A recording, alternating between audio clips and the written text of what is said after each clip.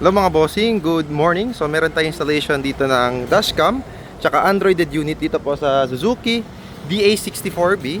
So ito po yung ginawa namin dito, pa-check ko sa inyo mga bossing. So ito yung stock na stereo. Yan, so bago na siya ngayon with 9 inches. As you can see mga boss, retrofit to siya, pero sobrang ganda pa rin siyang tingnan. Hindi po yan gumagalaw, sobrang tibay. Tapos meron na siyang free reverse camera pag nag-reverse kayo. Tapos we also have here dashcam. Ito siya, ito dual mode. Gawas na sir. Ito, pwede i-adjust mga bossing. Ganyan, tapos yan. So ito yung back mga bossing ha. So nagre-record siya 4K resolution, 1080p yung sa likod, tapos with Wi-Fi. QCY po yung brand, parehas mga bossing. QCY, ito yung magagandang brand na matibay. With warranty mga bossing, 1 year warranty po itong parehas dalawa. Tapos sa Android unit mga bossing, ito yung mga available apps. Yan, sobrang dami mga bossing. Wireless na yung magiging CarPlay tsaka Android Auto nyo.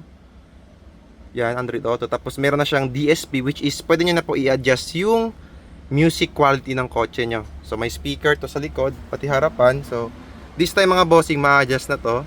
So yan, equalizer nya.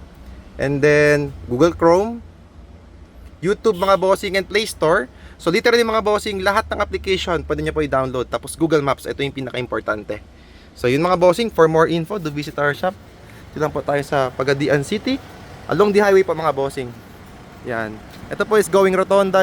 This one is road going to Zamboanga City. Ito po yung shop natin. Peace.